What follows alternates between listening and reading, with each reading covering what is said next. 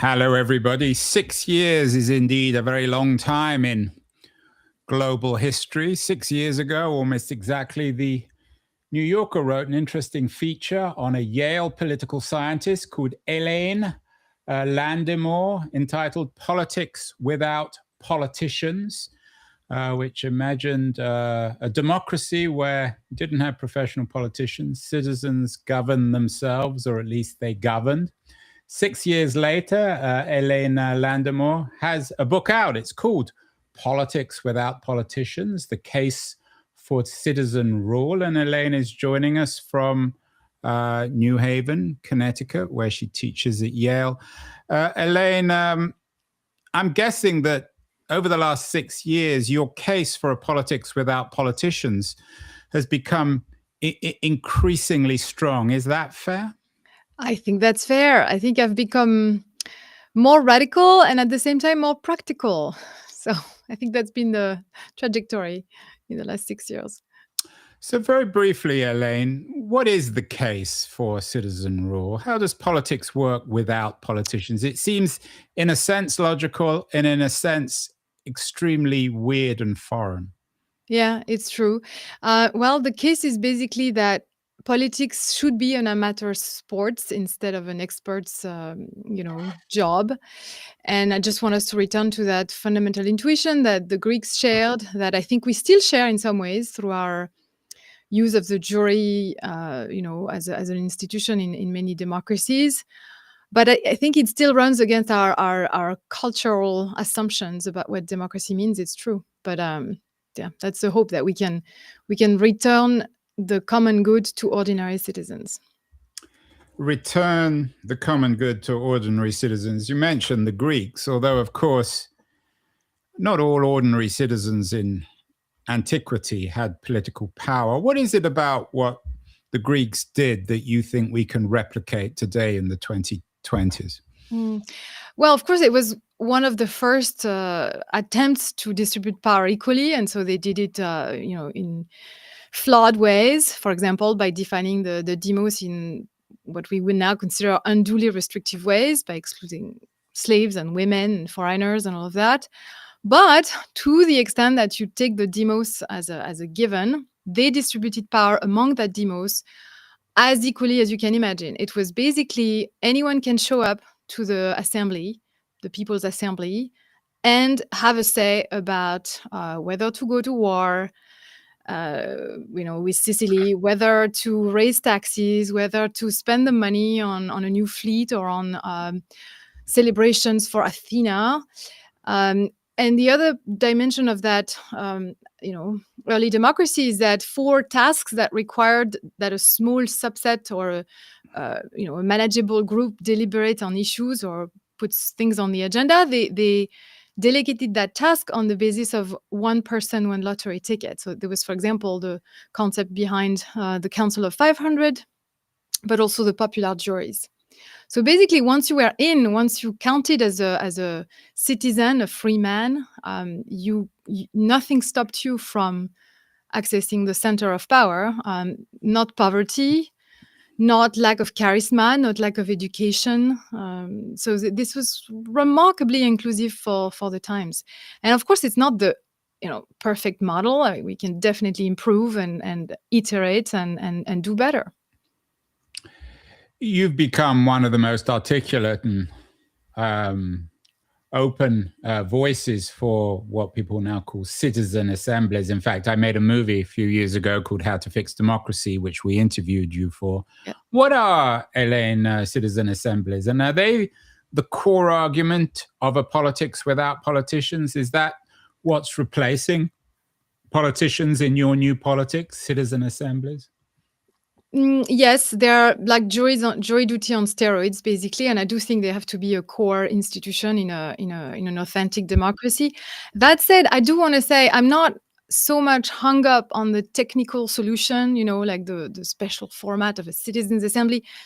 It could be called something else. It could be, a different format, a different size, a different length, a different deliberative process. I mean, we're still experimenting a lot in that space. What I was trying to explain in that book and put forward in that new book is more of a core set of commitments and a core ideal of democracy as an inviting hostess. So it's a vision of politics I borrow from a British essayist called G.K. Chesterton, where he says democracy is an attempt like that of a jolly hostess to bring the shy people out.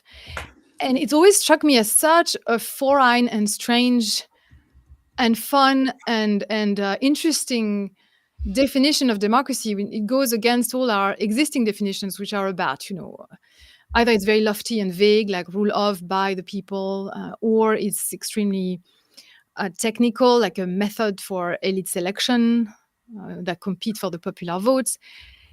And it's not, those are not super inspiring, and they occasionally even have a technical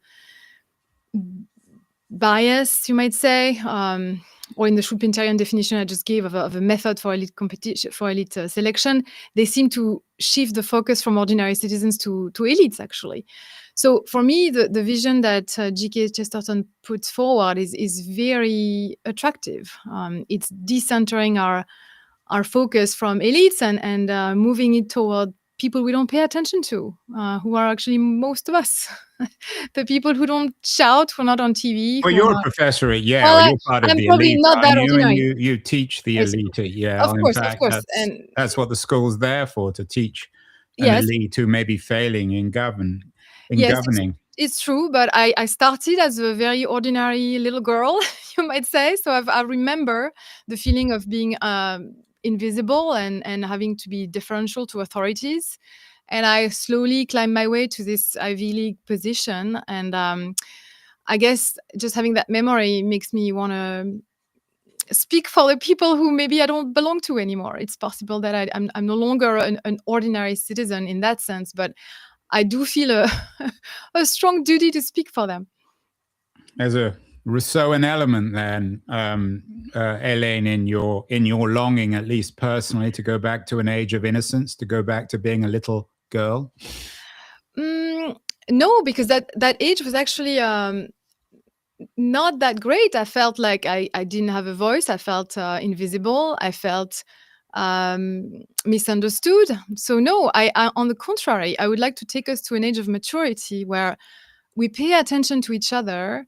We're not infantilizing people, not even children, to be honest. I think we speak for them way too much. We keep them we keep young people in an infantile state for way too long. I mean, if anything, I was just speaking to Sam Moore, my colleague at the law school here, who is writing a book about the gerontocracy in America. Yeah, and I just got the book, and actually, I'm very excited to have it. And I mean, I couldn't be more aligned. I think that's part of the oligarchy that I'm also denouncing, except he's emphasizing the age dimension of that domination. And so I think we need to take seriously young people. We need to bring them in the conversation. We need to pay attention to the wallflowers who are told you're too young, you're too female, you're too this, you're too that, and just try to change our attitude and our cultural expectations around what it is that politics is about. You refer to G.K. Chesterton, this idea of politics as a kind of jolly hostess. I'm not entirely sure what that means. And you also suggest that politics without politicians is jury duty on steroids. Mm-hmm. But talking to you from the West Coast, I know most of the people who are called for jury duty are not exactly thrilled. Most people don't actually want to appear or waste their time, at least in their minds, on juries. Does your argument in politics without politicians, does it rest on a kind of communitarian reading of human nature or of humanity? Does it suggest that ultimately we all really want to be on duty, and that we have some sort of communitarian impulse, even if it's been lost in a sense with professional politics and professional politicians? Not consciously. I would say that I'm not assuming that we are sort of driven by a communitarian impulse. I don't have a theory of human nature, if you want, sort of as a prerequisite for the conclusions I reach. I just assume that we're, people who respond to incentives. And I think that the incentives we give people to engage in this kind of jury duty on steroids are sufficiently good that they will show up. And right now, I'm not considering mandatory participation. I think it's too soon. But eventually, like jury duty, should probably be mandatory if we want this to be truly representative of all members of the community. I would also say that I observed and got converted to the idea through empirical observation, really, that people can discover in themselves a love of the community, a love of their fellow citizens, which they don't even need to bring to the table when they first go through the door. And that happened to many of the citizens I observed. They came in skeptical, disgruntled, really disappointed in politics, and you wonder even why some even showed up. Maybe they showed up for the money. It was 84 euros during the first a day during the first citizens convention in France, 95 euros a day during the second one. By the end of the process, the second time, I think it was around 2,500 euros for a month of work, all in all. So they came for the money, but they stayed for the community. So, I don't think you need to assume a communitarian impulse or orientation, but you can actually create a commitment to the group through that deliberative process of working together through problems, getting to know people little by little, and discovering that you have actually a lot in common, including across partisan lines and all kinds of differences that currently keep us apart. Is there a role for experts in this world of politics without politicians? For the movie I made, How to Fix Democracy, we went to Ireland and I interviewed a number of the people who were involved in the citizen assembly around abortion, which is often cited as an example of a citizen assembly that works. But that citizen assembly, and I think some of the experiments in Europe, in Belgium, and perhaps in France, also involve experts. It's not just citizens who are called out of a lottery who show up and talk about abortion or taxes or other issues. It's experts who are leading them in the discussion. Is there a role for experts, for elites, Helene, in a politics without politicians? Is the problem politicians rather than elites? So there's absolutely a place for experts, as long as they are, as I always say, on tap, not on top. We need their knowledge, we need their expertise, we need their wisdom, but that doesn't entitle them to making the decision for us. I think politics is for everyone. That's basically the idea. And so, yes, they need to be invited to testify and give the pros and cons of certain policy, options, like they did during the French Convention or the Irish conventions. But ultimately, it's citizens themselves who have to make the final call, and they can ask questions. They can contest the opinion of experts. They can ask for other experts to be brought in if they are not convinced. And so you of course sort of bring in the expertise to support the work of citizens, but you don't subordinate the judgment of citizens to the judgment of experts. So when you say they come and lead citizens, I think that's not the idea. They shouldn't be leading. They should be informing. And of course, there's a different kind of expertise currently involved in the organization of these conventions, with which I have some problems myself, which is the organizers themselves. So of course, there are experts like me who come in and say, well, this needs to be done this way, structured a certain way. And it is a problem because it is shaping to a certain degree the process and therefore potentially the outcome. So my view is that we should evolve towards self-governed assemblies through and through, where again, even people like me who have to sort of create the scaffolding for the actual deliberative process before the citizens are even selected by lot, are ultimately surrendering their voting rights and their power on day one of every assembly. And I think that's what the Greeks did. Do you think they had an army of organizers to help them, coordinate their actions? No, they did it themselves. They appointed a rotating chair every day to this group of 500 people who formed the Council of 500. And then, of course, they had an army of slaves who were engineers, accountants, all kinds of experts who didn't have the status of free people, who were supporting their work, informing it, giving it the expertise they needed, but with a legal status that made it impossible for them to be on top. And I think that's the idea translated to the modern world. You want your experts to be at your service. You want them to be civil servants of sorts, public servants. And I think too often we've forgotten that this is the proper position in the democracy for experts. You've often been described, Helene, as a reluctant populist, but there doesn't seem to be much reluctancy in this argument. Why have people described you as a reluctant populist? Are you comfortable with being described as a populist? Is this a form of populism? That's where maybe I've become a bit more assertive over the last 6 years, because I used to think, no, this is a different. I'm a Democrat, right? That's how I see myself primarily. But at the same time, so Zephyr Tichard called me a reluctant populist, and you'll have to ask her what she meant by it. But I think she meant who called you a Zephyr Tichard? Ah, yes, who's been on the show before? Who's Yeah. a left-wing populist? Well, okay, well then, from populist to populist, maybe.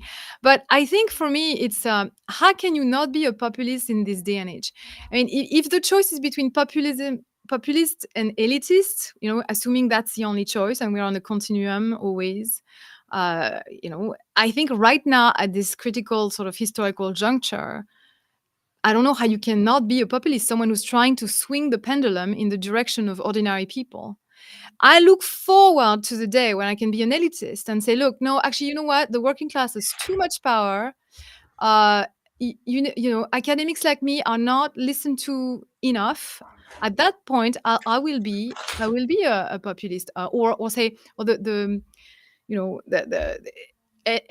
elected elites are really fully responsive are too responsive to majorities, etc. Maybe I could see the point of being an elitist, but right now, I actually think on this continuum, I would see myself as made to be an elitist a populist by the circumstances. What about the argument by many theorists of representative democracy, Helene, including your own countryman, Alexis de Tocqueville, that we can't quite trust the ordinary people? After all, the ordinary people, knows that's your term, have elected Donald Trump. They've elected Orban in Hungary, right-wing anti-immigrant populist parties in much of Western Europe.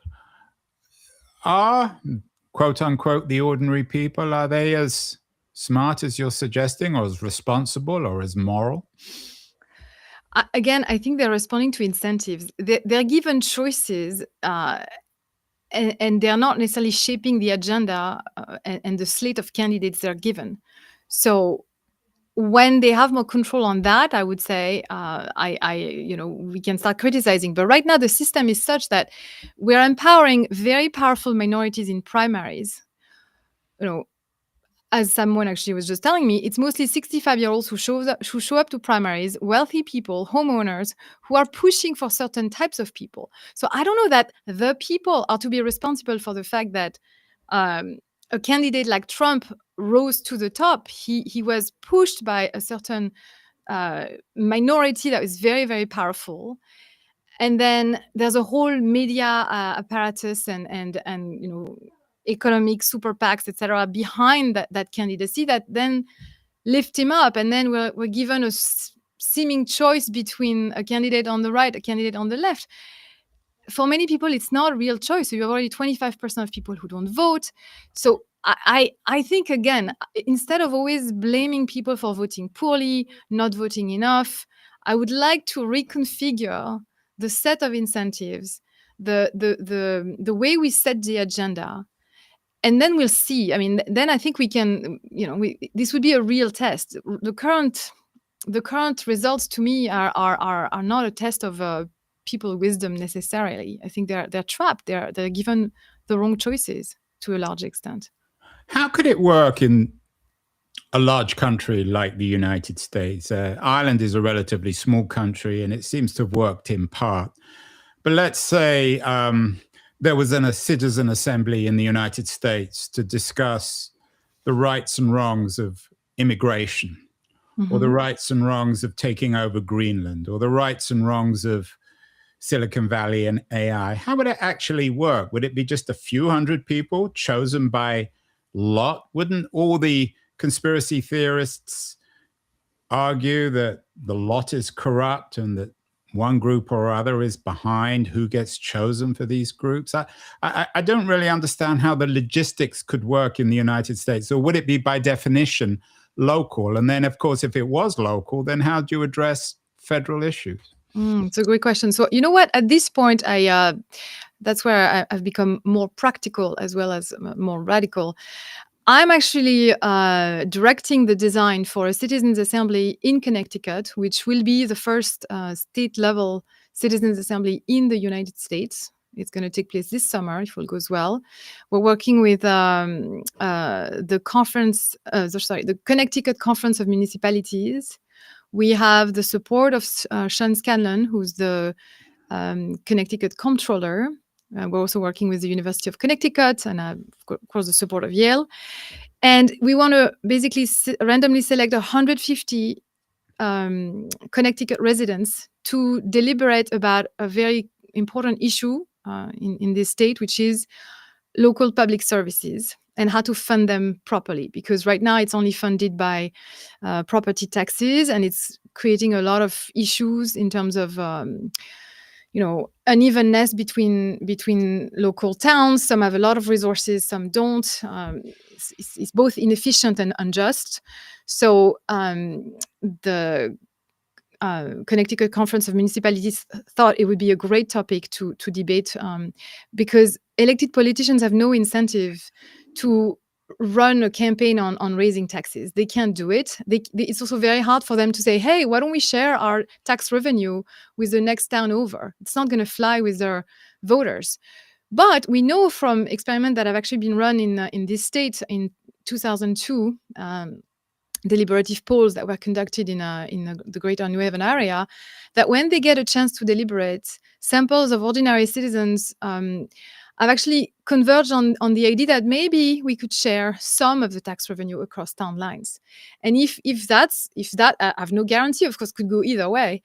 But if that's, for example, was a recommendation that came out of a citizens' assembly, then elected officials could take on board that idea and say, well, look, we have a representative sample of you who said that you'd be in favor of that. And I think that would be most likely reflected in polls if we could run them at the same time. And then that could have there could be a viable political path to implementation once you have all this evidence and this legitimacy behind the proposal.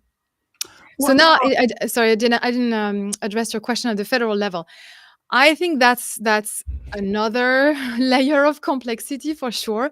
But my view is that we have to do it the American way. The states are the laboratories for democracy. So let's start doing it at the state level. I hear there are ambitions to run a citizens' assembly on tax reform in the state of Washington. Once we have 2, 3, 4 state-level examples, this might catch on at the federal level as well. That would be interesting to see whether they'd be replicated in more conservative exactly. States. What has happened with professional politicians, Helene? We do too many shows on Trump and Orban and Putin, but it seems to me that an equally interesting story over the last 10 years has been the crisis of democratic progressive politicians, everyone from Joe Biden in the US to Starmer in the UK, who's perhaps on his way out, to Macron in France. He's been on the show. Why have professional politicians struggled so much, especially progressive politicians, in the 2020s and 2010s? After all, there was a golden period for elected politicians, perhaps in the 60s and 70s. What's changed? Is it public? Is it socioeconomic architecture? Is it media? Can we blame it on social media? What's changed? It's a very good question. So I only have conjectures, but I think part of it is the extreme professionalization. So in the 60s, you still had what some political scientists called citizen legislators. That actually, and that's a phrase I use for randomly selected citizens. But there's this scientist that I'm thinking of that I can't remember the name of, used that phrase to talk about elected politicians in the 60s and 70s who typically had another job. They were, shopkeeper or maybe a farmer, and somehow they managed to do part-time politics. That disappeared sometimes in the 80s. And then I think it's connected to neoliberal politics, the kind that took off in the 80s as well, where you had an explosion of deregulation and growing inequalities, and so more and more of a role for lobbying became its own profession. So money became extremely prevalent, and I do think that politicians became detached even more from their constituents. They became more dependent on high net worth donors and super PACs and things like that. And I think it creates, and they live in their bubble, and they repeat the same mantras, and I think that they're just not connecting with the base anymore. And parties have become eviscerated. I mean, hollowed out rather. They used to be truly conduits for the interest of the working class, or they had a mass appeal. They had a lot of people who had a membership, right? And now it's just emptied out. It's just a path to some sort of sinecure at the top. I don't think people recognize themselves in these modern parties as much as they did in the 60s and 70s. And so I have colleagues who think that the solution is to go back to that golden age. I tend to think that not sure the conditions can be recreated, and the situation is so dire that I actually think it's time to try something a bit more radical and new. Yeah, one of the fathers of sociology, Max Weber, after the First World War, wrote a very famous essay, Politics as a Vocation. Is politics, by definition, at least in your mind, not a vocation? Is that the problem, that until we return politics to the people and away from these professional politicians, nothing's going to get better? I guess yes, in a sense. I do think again that politics for me is about the common good, and it should belong to everyone, not just the politicians. And you might say yes, but we still need leaders. And it's true that's a question I don't fully address in the book. I'm focused on the question of representation more than leadership, right? I'm focused on trying to get in the legislative assemblies that formulate laws that constrain our behavior, that would look more like us. And random selection is a good way for that. But then there's a question of leadership, and surely we need statesmen and people who have vision and courage and virtue, and can carve a path that maybe assemblies or ordinary people might not even be able to foresee, or something like that. But even that, now I'm questioning, does the way to select leaders have to be through elections? Does it have to become a profession? Can we not have leaders that lead from behind, that emerge more organically, including from within these assemblies, who are, there are types like that naturally organically emerge in this context, and that do not make money and a career out of so when you say, sorry to interrupt, when you say organically emerge, you think of someone like Zoran Mandani in New York? I know, I'm sorry, but Zoran Mandani, to me, is not that organic in a way. He too was part of a so what would be a good example of an organic figure emerging? What are you thinking? Well, the one that emerged in the context of the citizens' assemblies, they are the local architect from Nantes, who spoke well in simple ways, did the work in small groups, was very well respected and beloved, and so he became a figure in the assembly, but not in a charismatic, look at me way that politicians seem to cultivate or need to cultivate, actually, because that's how the game works. And that's the kind of politician that I would like to see emerge in modern politics. But I'm not sure you can through the electoral in the electoral landscape, because it's a different kind of access to visibility in that context. It's less organic and much more manufactured. Are you, in your argument in Politics Without Politicians, in this case for citizen rule, are you rejecting the fundamental Madisonian foundations of American democracy? You talk about something called the common interest. For Madison, of course, we all pursue our own particular interest. He famously said, if men were angels, we wouldn't need politics, and that we necessarily form into faction. The Madisonian argument, I think, goes against the idea of a common interest. So are you rejecting those foundations, going back to the great debate after the American Revolution between the Federalists and the Anti-Federalists? Are you really making an anti-Federalist case? I have a lot of sympathy for the Anti-Federalist case, I must say. I think they were wrong on many issues, and they were parochial on many issues, and they didn't address the slavery issue, and just all of that is true. But I think they had in mind a republic that was at least a lot more in the hands of the middle class than the Federalists, who really envisaged ruled by a natural aristocracy and made sure that mostly wealthy, older people, landowners would make it to the top. And whether it was fully intentional or just a byproduct of their education and sort of elitism, it is beyond the point in a way. But I do have some sympathy for the anti-federalists. The big mistake in my mind is that they said that they wanted the legislature to look like a mini portrait of the people, to feel and think like the people, to understand the shortcomings of policies and laws in their own lived experience of those laws, etc.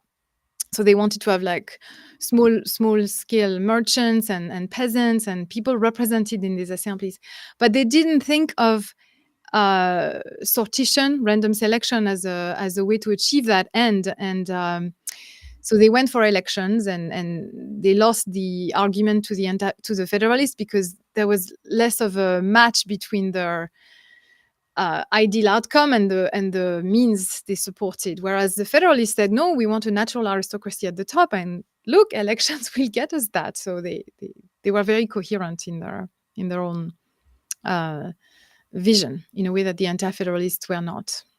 But where does this idea of a common interest, where does it come from? Who's to determine it? Is it the average? Is it the mean? Is it some algorithmic or arithmetical way of determining things? I know you've written about AI, suggesting that we need to democratize AI. Maybe technology will help. What exactly is the common interest? For one person, the common interest is, for somebody else, a disaster. Well, so the common interest is not something that necessarily is easily identifiable, but you can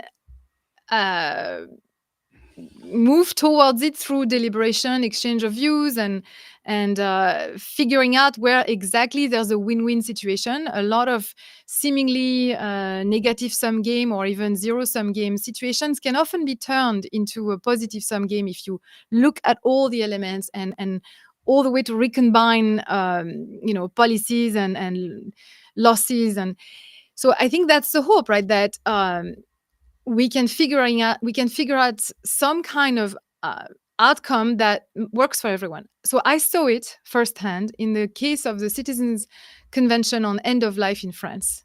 It's a very divisive issue where you have a large majority of people in France who think that we should liberalize the law on end of life so as to allow for forms of assisted dying and even some form of euthanasia, so assisted dying is when people inject themselves with a lethal substance to end their suffering, right?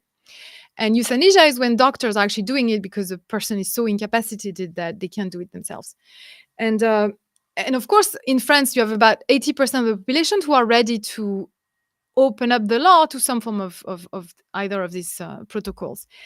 But you also have a very strong minority against it for religious reasons, for ethical reasons, for all kinds of reasons. So you bring together a sample of the population. Of course, you have about 80% who are very much in favor and 20% who are radically opposed to it.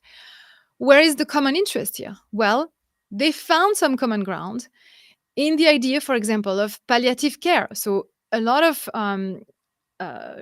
problems come from the fact that there are no good palliative care in France, so that people have to think of the worst option because it's too painful, you're too scared, and no one is taking care of you, at the end of your life.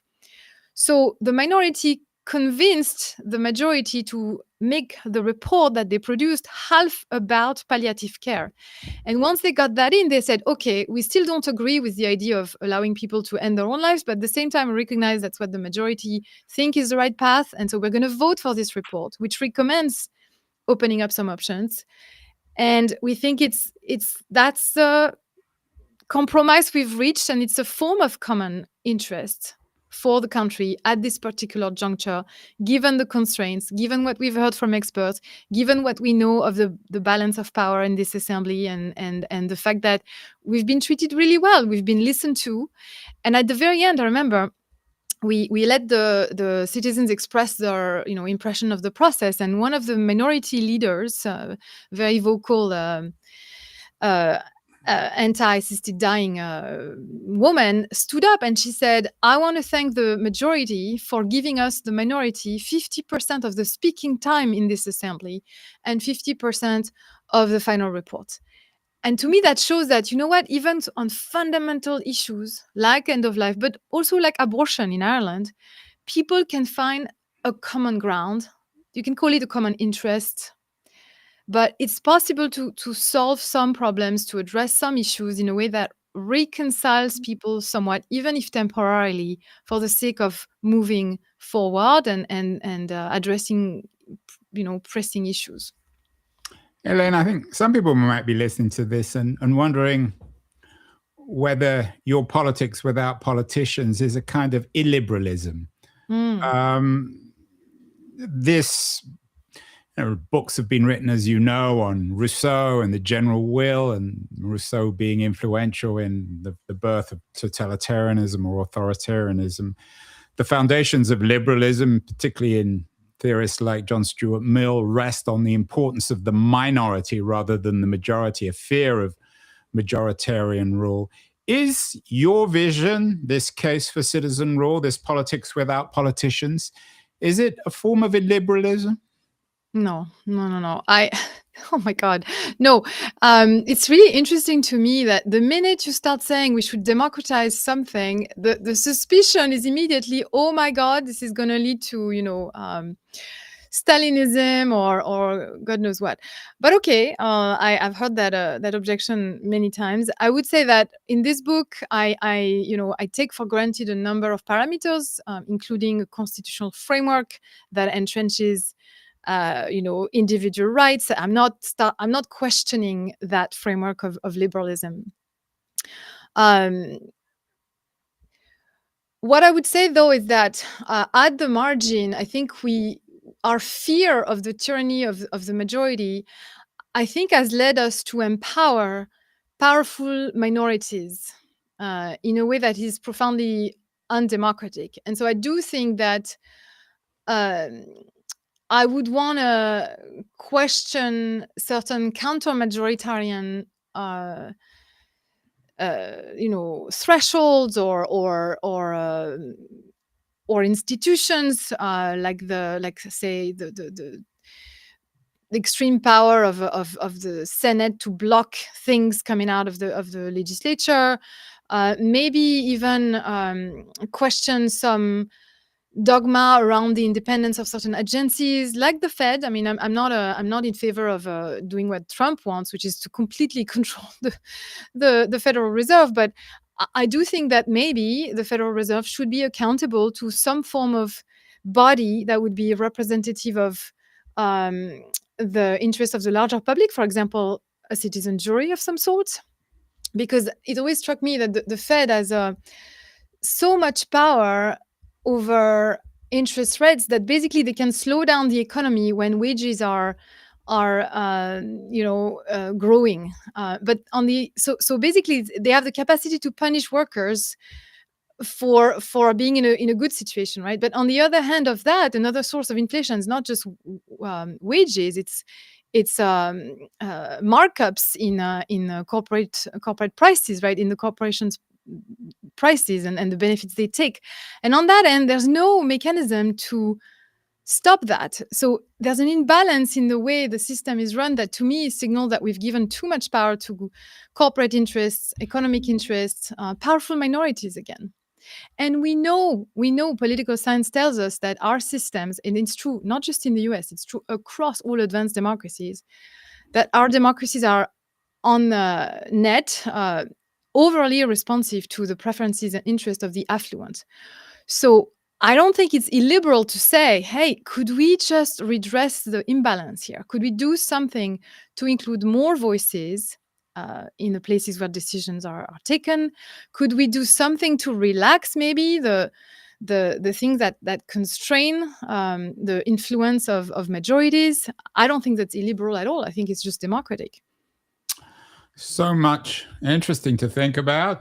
This new book, Politics Without Politicians, The Case for Citizen Rule, is out this week. Anyone particularly interested in citizen assemblies and this democratization of 21st century politics needs to read it. Helene, finally, where else should people look? You mentioned your Connecticut issue, your Connecticut initiative. I know there are citizen assembly initiatives all around the world, Belgium, France, Ireland, I mentioned already. What should people do if they're intrigued beyond reading your book? Should they form their own citizen assembly initiatives? Yes, they should try it at home. There are some guidelines now that are available for free. There are various groups that can give some help in putting this together. I think the more people experiment themselves, the more they'll be convinced that the wisdom and common sense of their neighbors can actually be turned into something positive. And we need to channel the civic capacities of our fellow citizens, because right now I think we're too alienated, too isolated, doom scrolling all day in despair, and this is not going to end well. So having something to do, like organizing a citizens assembly or rethinking even the governance structure of the business you're running, I think that could be a way to invest your civic energy somewhere useful.